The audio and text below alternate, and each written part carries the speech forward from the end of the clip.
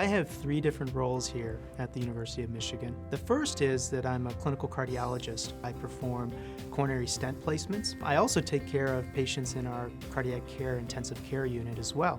So I have a great interest in critical care cardiology. The second role I have is I'm a research investigator. I do a lot of work in terms of health services research and outcomes research. The third role I have is I'm the director of the Data and Methods Hub here at the Institute for Healthcare Policy and Innovation. I came here back in 1995, and I've done most of my training in terms of internal medicine as well as in terms of health services research and cardiology here. There's 2 big themes that I've been very involved with. Both are, again, really intimately tied to cardiovascular diseases. One is in the area of acute heart attack care. Even in my own kind of short career of about 10 years or so, how we take care of these patients has really been transformed. A lot of that work is directly as a result of some of the research and knowledge that's been gained at the University of Michigan. The other area that I've been very involved with, and it's been more recently, is in how we take care of patients who suffer cardiac arrest. There are care systems designed throughout our hospital to try to figure out the best way we can resuscitate a patient. How we do this under extraordinary circumstances and when care seems to work out well is one thing, but we oftentimes fall short of that in reality. And again, trying to tease out that gap, I think, is a real opportunity. And once again, the University of Michigan and our group here at IHPI is really leading the way in so many important kind of basic research around it. The most important issue facing healthcare today, I believe, is really a measurement of value. Value really gets at the heart of so many things that are troubling us today.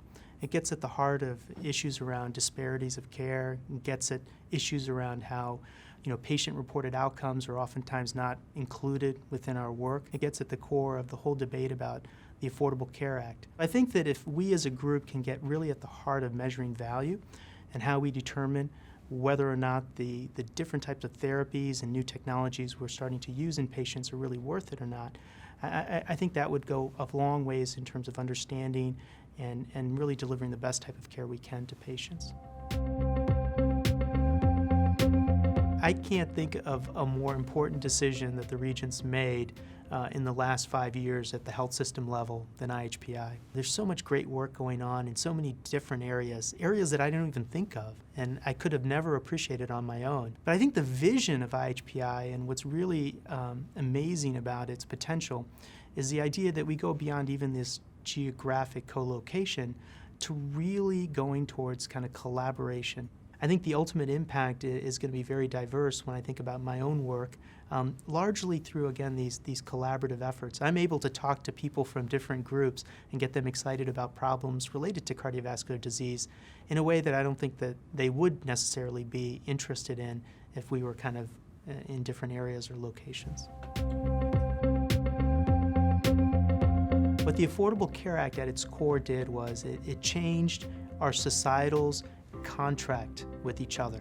How we think about healthcare, what's the importance of the government's role in healthcare. But it certainly didn't answer every question. What we're starting to get down to now is the nitty-gritty details of how we implement this incredibly complex piece of legislation in a way which maintains quality, it does it efficiently, and it does it in a balanced manner so that all members of society can really benefit.